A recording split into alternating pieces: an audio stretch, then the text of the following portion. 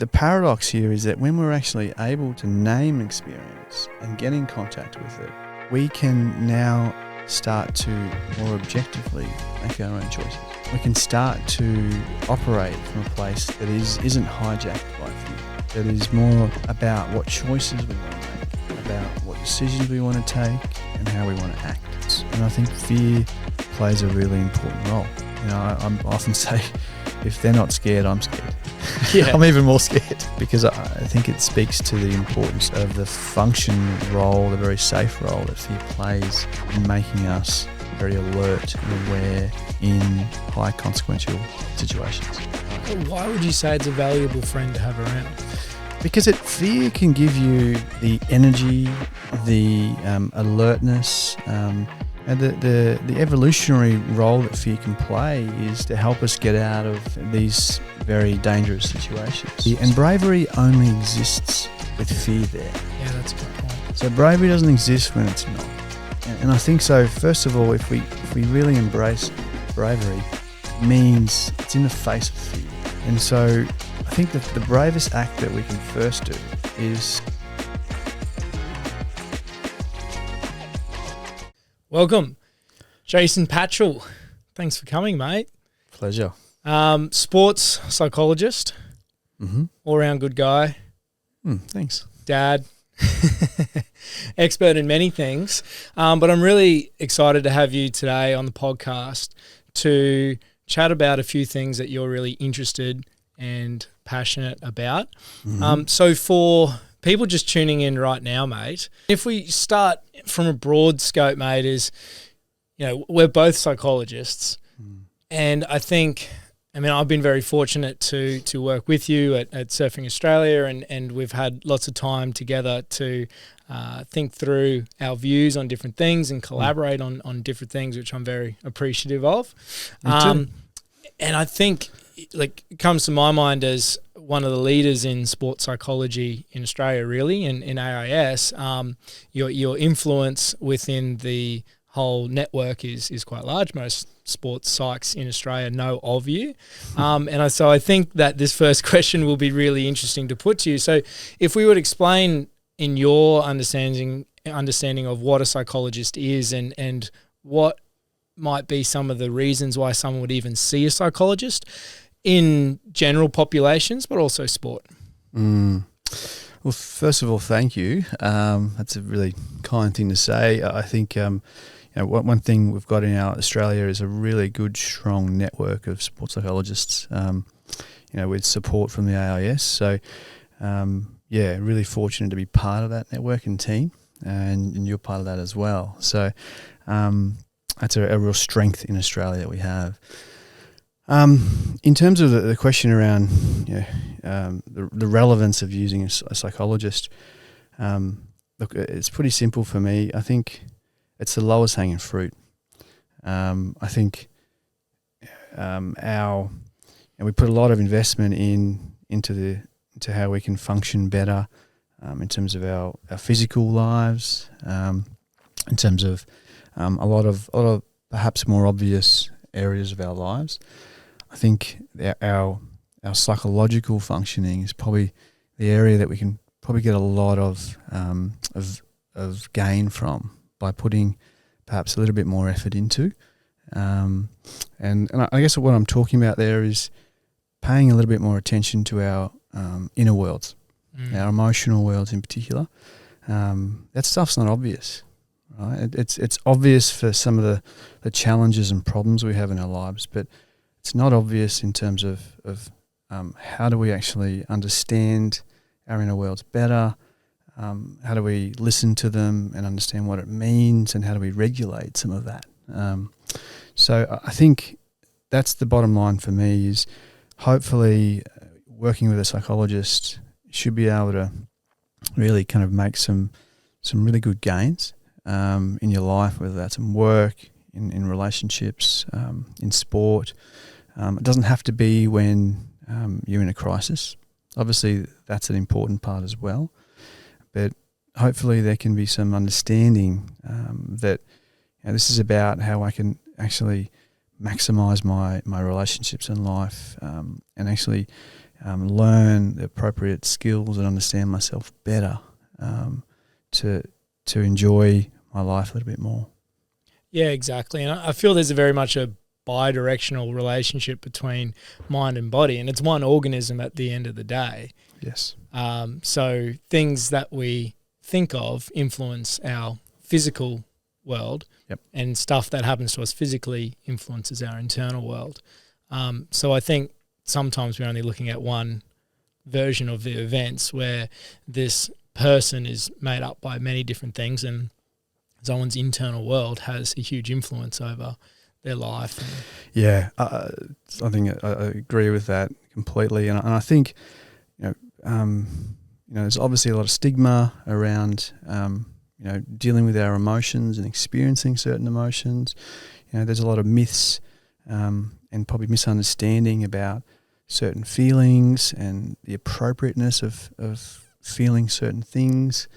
So I think as a society, we have to have a whole lot more permission to feel whatever it is we're feeling, and to understand that what we're feeling means something at some level. I love that word permission too, because there's a societal frame of permission that we are acknowledging or even able to experience things. Mm-hmm.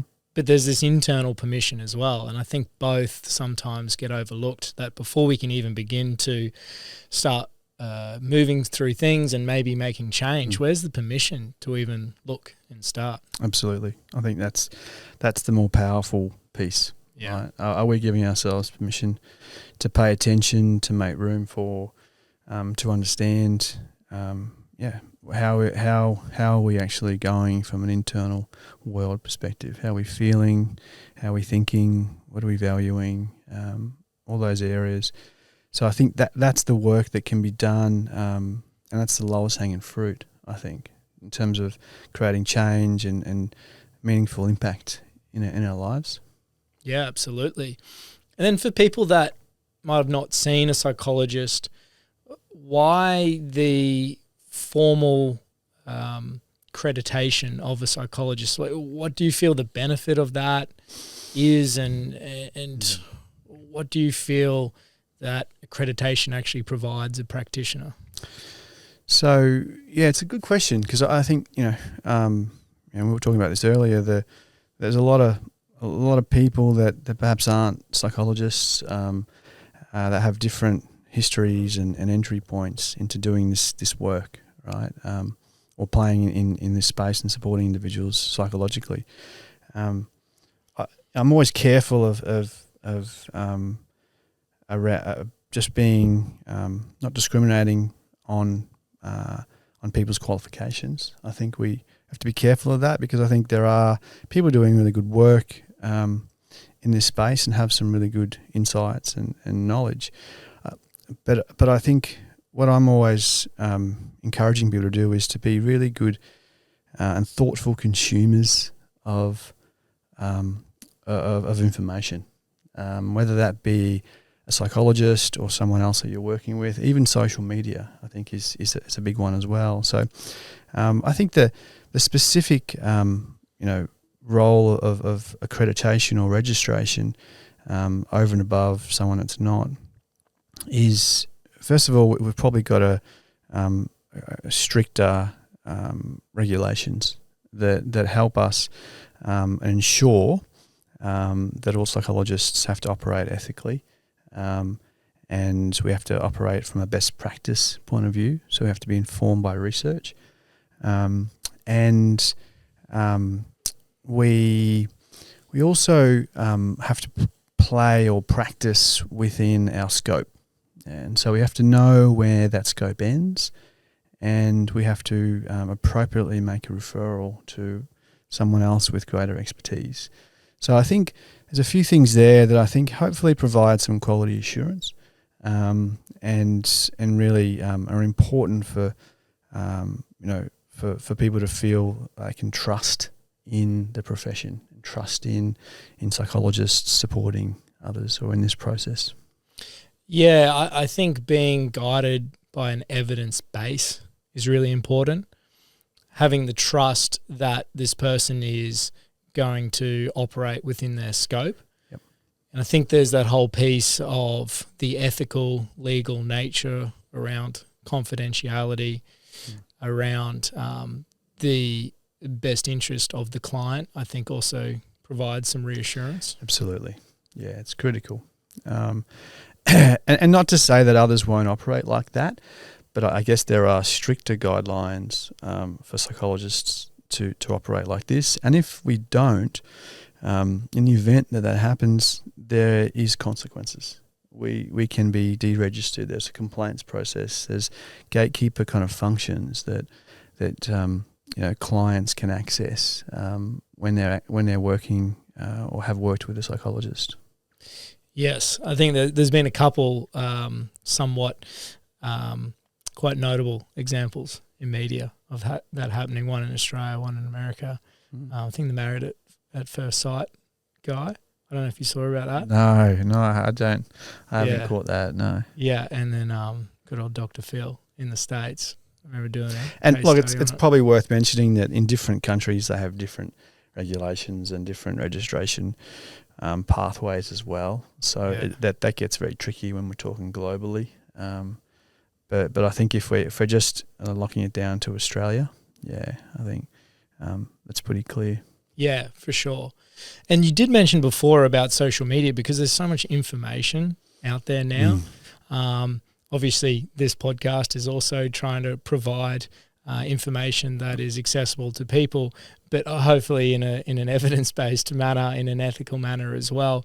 And we were chatting off air about this before, but what's your sort of view on the plethora of information out there now on social media, especially in the mental health space? Yeah, look, it's scary. Really? It scares me as a parent. Yeah, right. It certainly scares me of two young beautiful girls, and it's hard. It's hard for our brains to function and to develop in an environment where information is at such speed and at your fingertips. And I'm not of the opinion that it's all bad. I think it's there's absolutely some benefits to it, and and the accessibility of information is really helpful, and these types of accessible information can be used in really helpful ways. But I think we really have to be more considered and thoughtful around the use of it, and I think and understanding around if. So for instance, delayed gratification is something that I think is becoming harder and harder for us to practice, because we are so accessible. Everything's so accessible for us, and when we talk about psychological functioning, managing some of our impulses and being able to maintain focus and delay some of our reactivity is all part of that.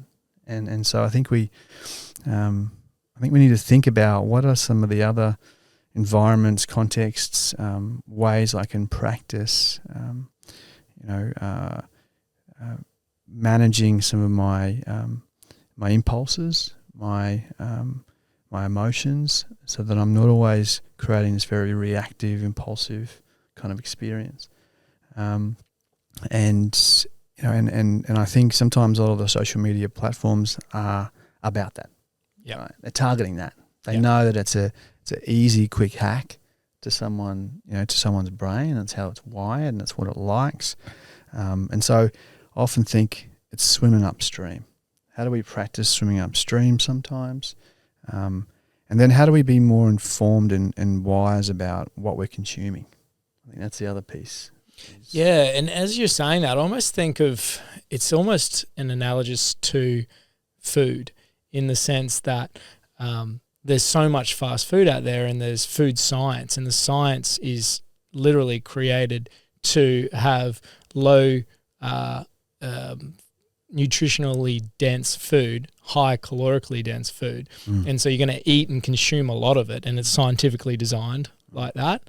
And it's not all bad, but if we're only consuming that, then there are negative health consequences. And I just thought of it then that it seems to be a little bit similar to in social media, that it's scientifically created to hold your attention for periods of time, and the algorithm rewards things that are very quick to gratify attention. Yep, absolutely. So that's what scares me. Yeah.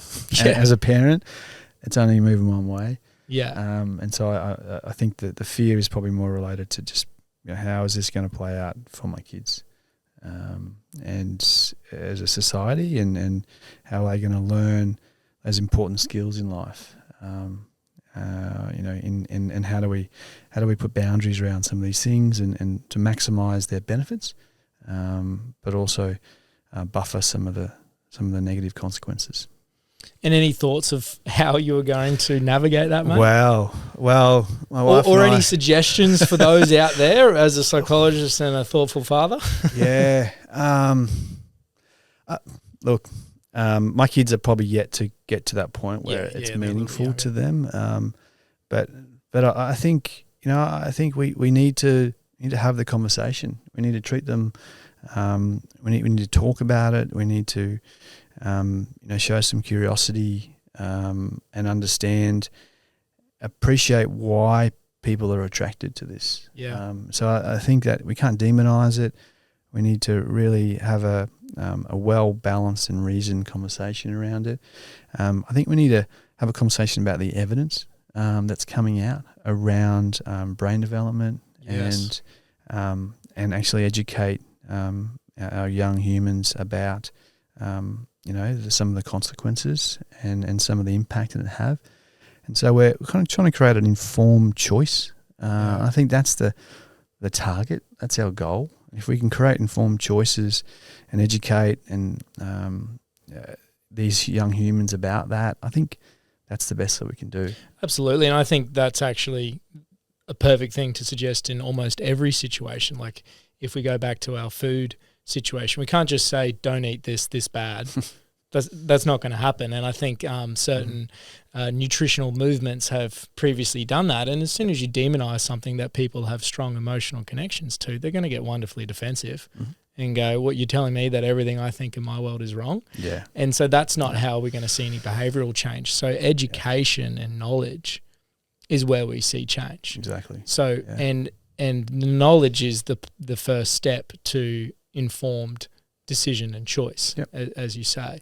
But there's not enough information. We're starting to see that more now in nutrition and food science, and people are getting more understanding of the type of foods that they're eating and how it affects their body. If they then choose to do it, that's fine. But I feel it's lacking in the social media. And I think it leads to something that we were chatting about earlier as well about neurodiversity. But from a biological influence on especially how taxing social media is on dopamine, attention, acetylcholine. Do you have some considerations of how that's influencing neurodevelopment in kids? Well, that's probably not a space that I know well enough. I think in the neurodiversity space, what I am becoming more and more aware of is that our sophistication around understanding how brains function is becoming better and better, and I think as we're learning and understanding that, we're realizing that there is a lot of variability in diversity in how brains function, and our brains don't all function the same way, and there's a difference there, and so we do know that neurodiverse or neurodiversity is underdiagnosed. And if we even frame up, because people might not have heard the word neurodiversity, if If I can put you on the spot and give a quick definition of that. Well, I guess it's just the understanding that that from a neurology point of view, so our brain function, it can really be very diverse, so very different, and so we, people that have a neurodiverse presentation or profile, and that can involve attention deficit hyperactivity disorder, ADHD is commonly known, or autism spectrum, ASD, Asperger's, but it's a whole cluster of those types of presentations, and I guess what I am coming to the understanding of is that we probably need to pay a little bit more attention to that, and to start to understand and accept that we do have a lot of diversity in how we think and operate, and actually at a chemical level, how our brains function. And you mentioned dopamine. The release of dopamine in our brains can be quite different. And so I think we need to understand that. And I think people need to probably appreciate that some environments cater to perhaps neurotypical situations or profiles, and that might be more challenging for some individuals. I think I'm a big believer of that we need to embrace diversity in all its forms, and I think from a neurology point of view, I think we're embarking on that at the moment, and I really look forward to people putting more effort and attention into understanding neurodiversity, what it might look like, and what some of the challenges that might show up if we're asking neurodiverse individuals to operate in a neurotypical environment. Yeah, it's such a good point. And obviously I want to preface this whole conversation that although you and I are generally registered psychologists, we're not experts in neurodiversity. We're not experts in ADHD or ASD, and we speak to some experts in it, and we do highly recommend that if people want to know specific information, and this goes back to our previous conversation about scope of practice, we're generalised, but we don't have expertise in this, so if they do want to find out more, then they should see a specialist. But I think it's would be valuable if we frame up in a very general sense for people that are going, I don't know much at all about neurodiversity. I don't know much. I've heard ADHD and ASD out there a fair bit. What's some information that we can provide generally to people to understand when we're talking about neurodivergent ways of thinking compared to neurotypical ways of thinking? What is just some of the general information people understand of going, I want to be more aware and accommodating if I'm neurotypical, meaning that I don't have a divergent neural architecture to someone else. How can we frame up some of the general understanding of let's just, if we go with ADHD to begin with, what sort of differences do we see in, because we've seen this a lot in sport of late. So again, I think it is wise, and I'm glad you mentioned that. This isn't certainly an area of expertise. My lens is typically of understanding some of these presentations in a sport context, and which is a context that we often we can often see, because I think particularly with ADHD, there can be a higher energy component. And sport can be a nice outlet for that, in particular as young kids. And not to suggest that every kid that has energy and enjoys sport at that age has a neurodiverse presentation, but typically you're often seeing it can be a hyperactivity or a higher energy. Can also be impulsivity, so a real challenge to bring some impulse control around over your actions and decisions, and then I think for ADHD in particular, some challenges around their executive functioning capacities, which is their ability to plan, and focus and pay attention. And so you often see a lot of inattention and distractibility in that type of presentation. But what we do know is that that often, and that's what I'm learning, is there can be the understanding that you might find, or people listening might find, that there's a difference in the way that they think and operate. Yeah. And that can be a nice starting point to consider. Is there some neurodivergence there? Because a lot of the time, if there is a difference and that's not followed up and understood, the individual considers that difference as a problem, and thinks that they're less than, and they've got a problem with themselves and how they operate, which then can lead into a lot of shame, a lot of other mental health issues. So hence why I think it's important that we operate from a really inclusive and highly educated approach, where people can empower themselves to seek further information, but also support people that might have some of these challenges as well.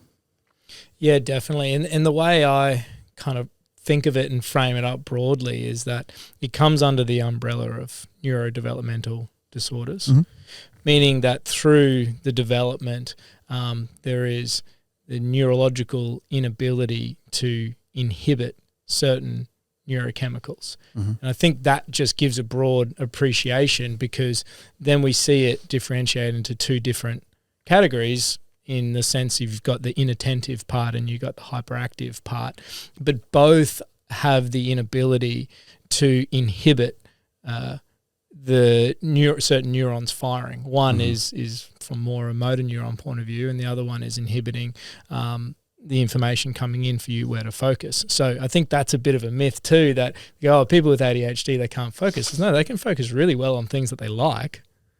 Exactly. But it's inhibiting all the sensory information that's coming in and not being able to down-regulate all this other stuff, so they can actually attend to things that are in their everyday world. I think that's probably a nice way to frame it up in general. And then, so if people are listening and they're going, well, geez, I might have some challenges with executive functioning. I might have some challenges with organisation and sitting still and moving and fidgeting.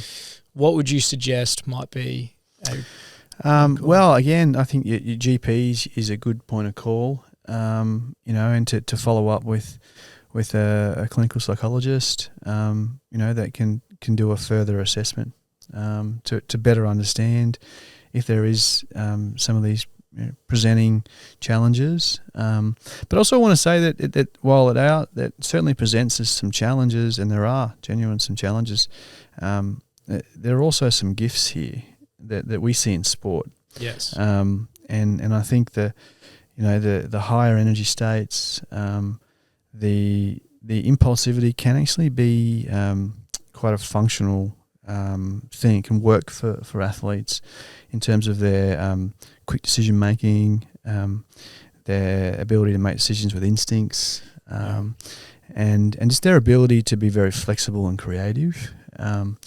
And so that there are some real advantages here as well, but not to take away from some of the challenges that can show up as well. Yeah, definitely. And you mentioned ASD before as well. Is there much relationship between ADHD and ASD?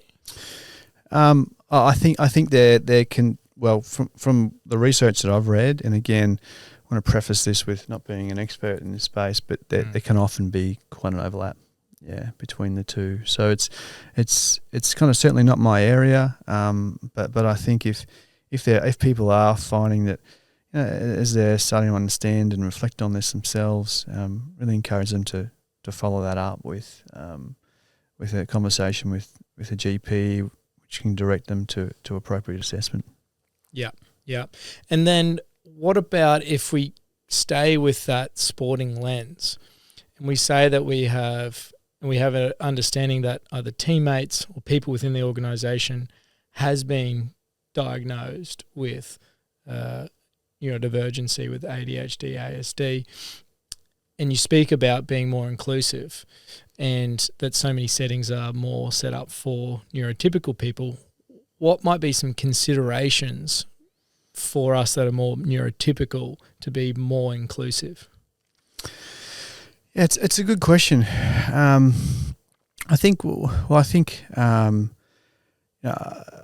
probably the biggest challenge can be just holding attention, particularly for some of the things that aren't as stimulating, and so perhaps for those, so some of the meetings, the planning conversations, the appreciating that for those things that aren't as directly stimulating, that they might have some challenges there, and how do we structure those environments so that we're putting a little bit more effort and consideration, and so instead of sitting and expecting someone to hold attention in a meeting for an hour, we might be shortening meeting times. We might be having more one-on-ones. We might be having more walk and talks. We might give people the opportunity to move around, because we know that movement can often be a helpful way for people with ADHD to actually engage and then focus their attention. So allowing people to move and have some choices and options around how they show up for some of these meeting opportunities. So, and then I think the planning components, supporting individuals around how they structure and plan, and support around that is probably the main areas. Yeah. And so it sounds like to be quite thoughtful of how we set up meetings, discussions, information that you want these athletes to take in, and be quite thoughtful to be inclusive of that. Yep. Yeah, I think, and I think it's probably a conversation. It's probably worth having a conversation with someone if there is a diagnosis made, or if there some things that may suggest that this person might be leaning towards having some of these challenges. Then I think it's definitely worth a conversation around, is this hard? Is this more challenging for you? And so the person can start to speak to and be part and empower them around how do we make this environment more conducive to maximising what this experience for you.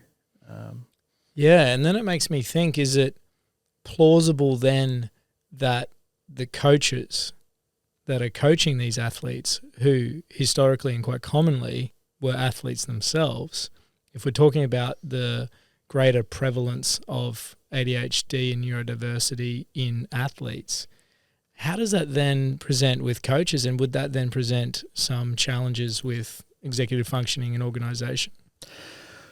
I think we don't have any stats on any of this yet, because again it's still pretty new. So I think we've got to be careful that we temper this conversation around that. But I think generally speaking, the coaching profile it lends itself heavily on a person's ability to plan and be very structured around certain learning environments. So I think for a person with ADHD, that coaching, they have to coaching can provide some real challenges, I think. And so on the flip side, there can also be some high degrees of creativity. So I think that can certainly be an appealing trait or quality to an athlete that then goes into a coach. So I think that the main piece I think that people can take away from this is that I think there is, and we're becoming more aware that there is a lot of difference in the way that people's brains function, and I think paying attention to that and being aware of that, and then starting just to have a conversation around that, that these people, people might not be always being lazy or disruptive or antagonistic in certain environments, it's actually could be the way that their brain's wired, and I think we can really be more compassionate and supportive of understanding that.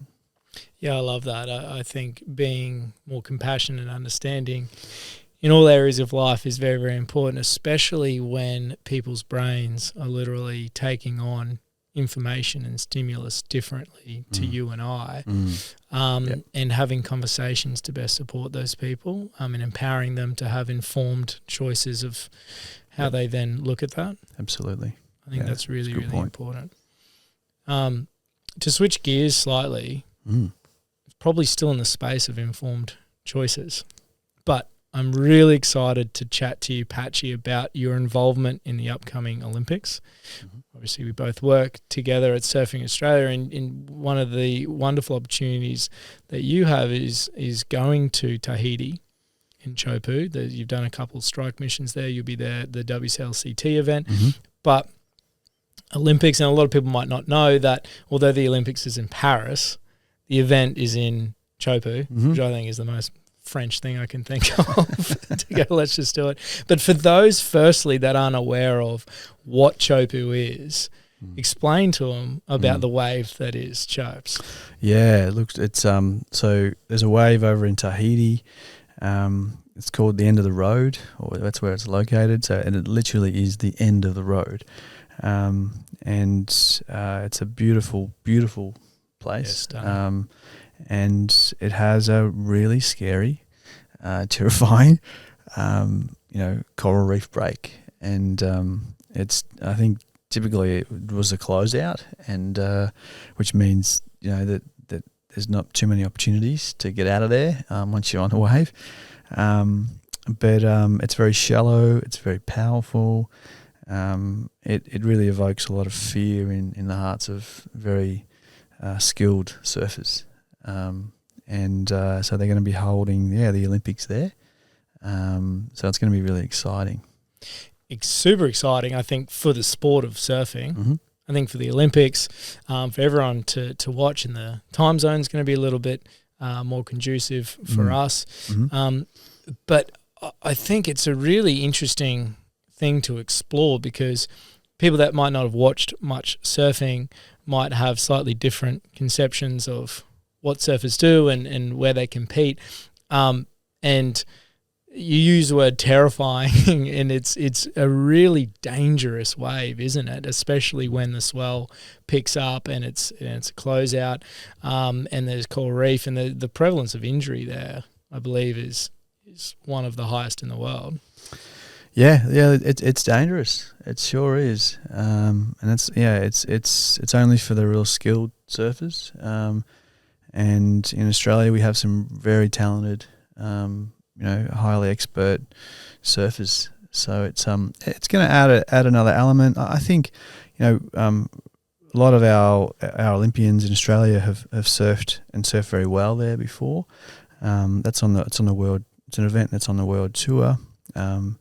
And for the women, they've only surfed it for the last few years, so it's a little bit more recent for them. But I think it's a good opportunity to talk about fear, because fear is definitely going to be present for all competitors, and I think fear plays a really important role. I often say that if they're not scared, I'm scared. Yeah. I'm even more scared, because I think it speaks to the importance of the functional role, the very safe role that fear plays in making us very alert and aware in high consequential situations. Absolutely. So if we do a deep dive into that, because fear in particular is a really interesting topic to think through from an athletic performance point of view. But there's lots of different types of fear, and there's lots of different fear stimuli. And at the Olympics, there's the fear of failure for the thing that you've been trying towards for 4 years, and the social affirmation or potentially going down that social hierarchy if you don't do well. But in this particular case, it's literally the fear of severe injury, which is relevant in some sports, but not all. Mm-hmm. Yeah. Look, it's sometimes people categorize kind of rational versus irrational fears and things. I probably don't go down that track, because I think it's if it's showing up that there's some important information that it has, and we've got to be able to understand that. But I think fear is very real. There's a lot on the line. That people are incredibly invested. They really, all the athletes want to do as well as they can. And there's it's an uncertain playing field. And then there's the element of physical injury. Yeah. And so how do you see that present? Like, obviously you've been out in the water there, an avid surfer yourself. Terrified yourself. And I've seen some of the battle wounds that you've suffered from being out there yourself. So you've immersed yourself, walking the talk, so to say. But how do you see it presenting in the athletes that you're working with? Obviously, you can't talk specifically to what they're saying, but just to give the audience an understanding of how we see this physical fear of injury present, and then how might it influence performance? Yeah. So, so that we, how long do we have? I can talk about fear for hours. It's a really interesting experience, and look, as I said before, I think all of us can appreciate that fear shows up in our lives. Fear and anxiety showing up in our lives at certain points. I think it's so. First of all, I think we need to think about fear as just another normal emotion that is giving us information, because I don't think it's helpful to shut the door on it, and it's almost like thinking about fear as this kind of uncomfortable friend that is always of value to have around, particularly when you're in these kind of high consequential environments or doing anything that really matters. Right. Why would you say it's a valuable friend to have around? Because fear can give you the energy, the alertness, and the evolutionary role that fear can play is to help us get out of these very dangerous situations. So from a biological level, it can be a very helpful role that it can play, and so I think we can harness that, and if we learn and open up to it, and I think that's probably the hardest thing, right? So if we think about fear, working with fear or working in environments that have an element of fear there, the first thing that we have to do is, I always encourage us to do some reality testing, right? Because I think at that very intellectual level, it is important for us to understand, what we're scared about, what the predicted doom is in our minds, and how likely is it to occur, and if so, what, right? Now, a lot of the time we might be exaggerating the likelihood of a situation occurring, and that's related to how we're feeling. And it is really important as a first step to really check and balance ourselves around that, and actually understand that the actual likelihood of this occurring is very low. But when it does happen, it can have high consequence. And I think that's just the first step to really understand and to appreciate, and to really make an informed decision at that first level around, if I really break this all down, is this something that I'm interested in doing, right? And then I think that the other piece is we need to learn how to act with bravery in scary environments, right? Because if we're choosing to operate in this environment, because there's obviously something important to us, we have to we have to learn how do we be brave in these moments, right? And bravery only exists with fear there. Yeah, that's a good point. So bravery doesn't exist when it's not. And I think so, first of all, if we really embrace bravery, it means it's in the face of fear, right? And so I think the bravest act that we can first do is to actually be honest with ourselves about how we're feeling, right? And so I think this is for anyone listening. There are situations that will show up, probably have shown up, will show up in the future, that are scary and are really important to you, right? It's things that you want to do. So the bravery that with the athletes at Teahupoo isn't so much about paddling down a 12-foot gnarly closeout. That's another piece of bravery. But the first piece is about being honest with yourself about how you're feeling. Yeah. And what that experience is like for you. Because I think that's one of the hardest steps, because it gets us in contact with something that's very vulnerable, right? Yeah. Fear, anxiety, some of those states don't make us feel powerful and in control. But the paradox here is that when we're actually able to name an experience and get in contact with it, we can now start to more objectively make our own choices, right? We can start to operate from a place that isn't hijacked by fear, that is more about what choices we want to make, about what decisions we want to take and how we want to act. Yeah. And so by actually connecting with our fears and being more honest with ourselves and doing that brave work empowers us greater choices and actions. Yeah. And as you and I know, we hope that once you've got a little bit of space from those experiences, you can now choose to act in ways that are more important to you. Yeah. Fear's there, and this stuff's important, and that's what it's going to look like.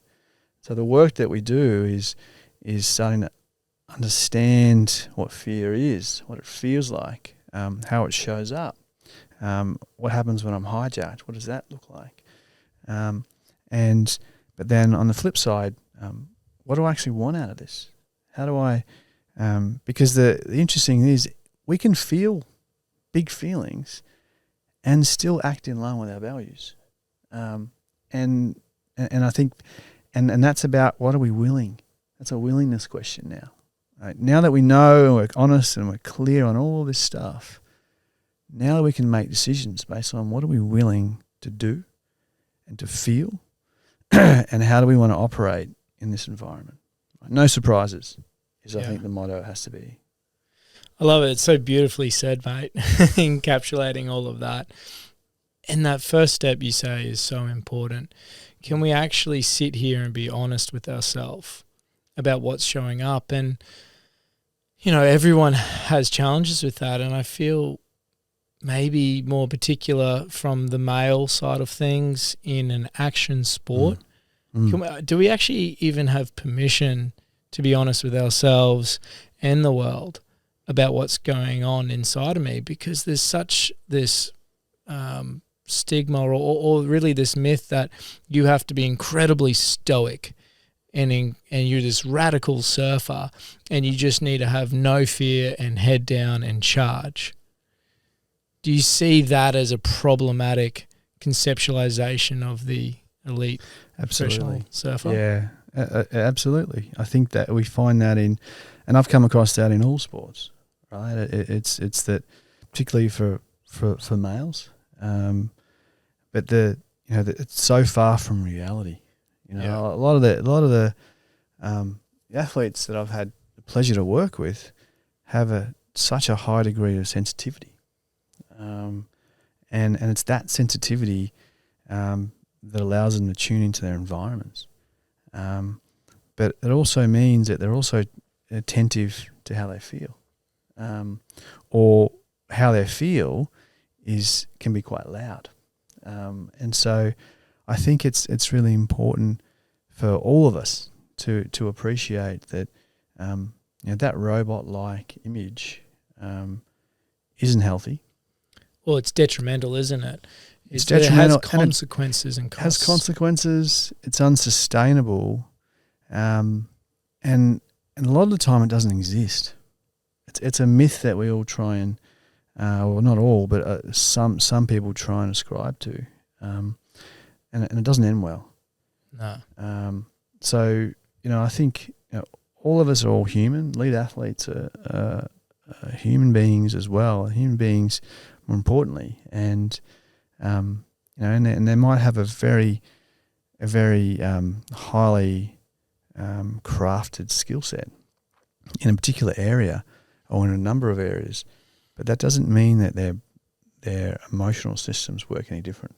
And they still have to do the work to really understand themselves and to understand why they're doing what they're doing, what really matters, and how do I navigate some of those very real, important feelings so that it doesn't hijack decisions and actions that I take. And I love that appreciation, because from a societal point of view, we're so quick to judge, to condemn and say, well, why didn't they do this? And there's emotional connections involved there from people supporting and watching. But there sometimes is the missing of the appreciation that this is a human being having a human experience that's quite difficult. Just because they're really good at a technical skill within a sport doesn't automatically mean that they're really good at understanding the emotions and the difficult internal experiences that go with doing the thing that they really care about when it matters most in front of a lot of people. And so I really find that first step is a really big piece of work to do with the athlete themselves, of going, hey, who said just because you're really good at this skill that you should be able to do it on demand in front of everyone when it matters most to you at the Olympics? I don't think that's very kind and compassionate. Yeah, I'd agree, and I think that relates to all sports, all athletes. The Olympics is an interesting beast, because it's one every 4 years, right? Yeah. And so it and often the case with what I've noticed is the qualification can often be the hardest part. Now, qualifying for the Olympics is often, from a competitive standpoint, one of the hardest, grueling kind of things to get into the Olympics. And so why that's relevant is they all arrive at the Olympics with somewhat of a refined skill set. Right? They've demonstrated that they can actually manage some of those pressures and challenges and emotions to arrive there, and to be the best of the best in their chosen sports. Doesn't mean they need to stop there. I think there's definitely a lot more work to be done at the Olympics particularly. But what you often find is the field of play stuff, the stuff that they're quite good at. It's about blending that into an event that they're not very familiar with, and so there might be some differences with the Olympics that they're not familiar with, because it comes around every 4 years. It has a lot more audience, a lot more stake, a lot more media. For those that are in Paris, there's a village component.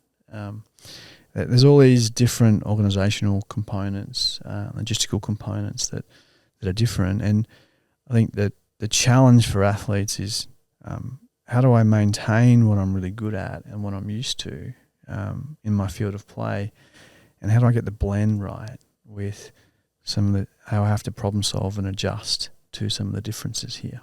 And the two challenges, the two problems that we often see is athletes that either neglect what's important to them and change too much because of the every 4 years and some of those differences, or the opposite, they don't. They're too rigid and brittle, and they say, "No, I'm just doing what I'm doing." And so I think it's quite a tricky balance and blend, and it takes a lot of self-awareness to understand what do I bring and what's important to me in my field of play that I need to maintain, keep building on, and then what are some of the challenges or the things that I need to adjust to make so I'm not as rigid and brittle in these environments with the high degree of uncertainty. Yeah, it's such a complex space, and it sounds like the first step in all of this is that self-awareness piece. Mm. Looking inside, having the permission, understanding your internal world, understanding what shows up, having honesty of your experience and what is showing up and what might show up, and then having an understanding of what's important to you is some very in-depth internal work to do. And it sounds like doing all that will allow us to act more willingly, which sounds like would you say that's the end goal?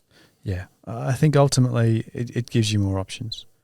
It gives you more options and flexibility in the way that you show up.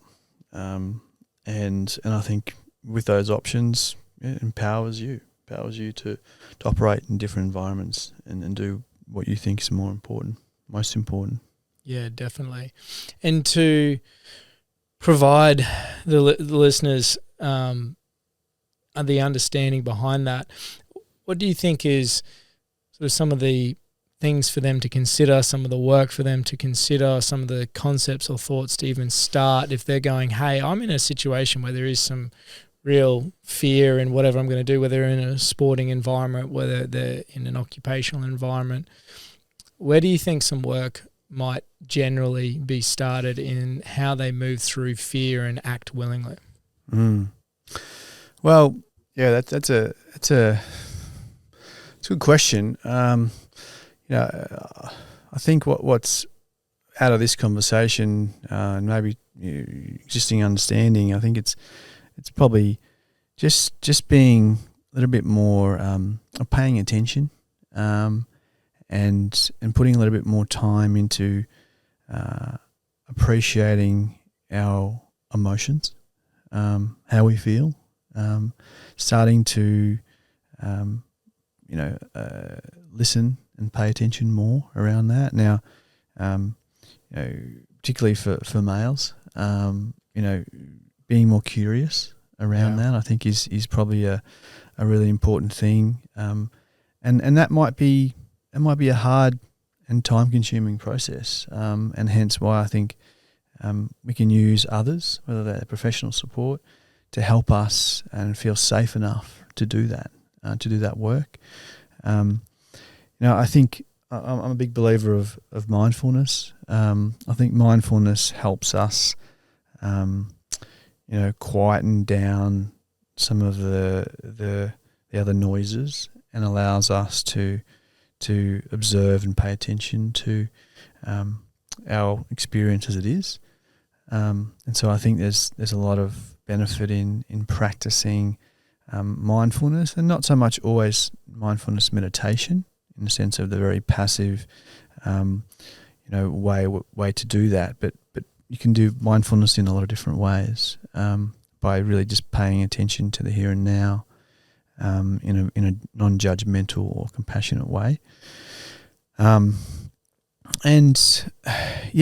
probably some of the starting points. I think the other piece is starting to understand, in each of the domains of our life, our relationships, our work life, our self-care domain, what is important to us.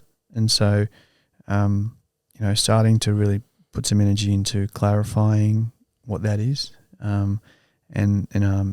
No doubt you've spoken about values in the past, and so really starting to understand, what do I value? Not so much goals, because I think we get a bit goal-centric, but what's the direction that I want to take here in this part of my life, and how am I going, right? What are some of the things that might get in the way? How do I feel about that? And our emotions, the link here with our emotions is that when our emotions show up, they can often give us really good information about how we're doing in terms of our values. Sometimes that might mean we're really hitting it, but sometimes it might mean that we're not actually on the right path, and hence why it is so important for us to be more emotionally connected with ourselves, so that we've got better information around what is really meaningful to us in life. Yeah, absolutely. And it sounds like, again, it just all stems from doing this work around our internal world and giving ourselves the permission at the start. Lovely as you word. said. Love that word. The permission. I love that word because it is so true. It's like so often we just don't even give ourselves, and society kind of doesn't feed into this either.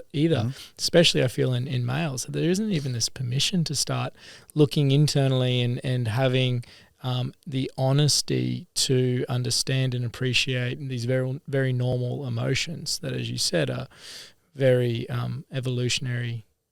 Yep. There's a necessity there. Yep. And start getting with them and understanding it, making room for it, so you can start having more informed choice on it. And just the point around that is, I think permission is so relevant. Yeah. But when we're not giving ourselves permission, what does it sound like? What's it like? And often, I would encourage people to be curious about what judgments do I make about myself based on how I feel in this situation, right? And I think that's evidence that we're not giving ourselves permission, because permission is free from judgment, right? Permission needs to be, more room to feel, space to feel, and I think when we're not giving ourselves permission, what it sounds like and feels like is judgment, negative judgment about ourselves, that only takes us further down a rabbit hole. Yeah, and it just makes me think of the hypocrisy that so many athletes have around. They would never put such judgments on other people. They would never, well, I'd hope not anyway, but very rarely have such lack of honesty and permissions with people that they really, really care about. It's like, no, I want you to be able to show your emotions, share your emotions, have a safe space where you can express what's going on for you. You would never say, I don't want that to my loved ones and my partners. Yet internally, quite often we've set up a dialogue or a framework that says we're not allowed to have that, you're not allowed to be honest with that, and you're not allowed to really work in that space. And I think that's when we appreciate it from that point of view, going, hang on, that is hypocritical, because why are the reasons I allow all these other people to have wonderful permission and honesty and space, yet I can't allow myself? Yeah, well put. Yeah, I think that's a great way to phrase it. And that might be something that the audience can really reflect on in terms of how does that differ in terms of how I treat others, the ones that I care about, and myself. Absolutely. I think we could sit here and talk for hours about fear, about performance in general. But I do understand that you're a very busy man, Patchy, and you've literally got some athletes to see right now. So we'll definitely have to have you back on the podcast. I'd love to speak to you about your work in creativity and the research that you're looking at in this space, because as you were saying to me off air, creativity has a huge influence. Well, I should say fear has a big influence over creativity. And we want our athletes to be very creative in that performance setting. So we'll put that as a little dangling thing out there for yourself and others for next time. Absolutely. But, mate, I really appreciate your time. You're a busy man. You've got so much wonderful insight. So thank you so much for joining me today. Yeah, thanks, Tom. And I love what you're doing here, making some of this stuff really accessible. So more than willing to help. Well Thanks, done. mate. Appreciate your time. Cheers.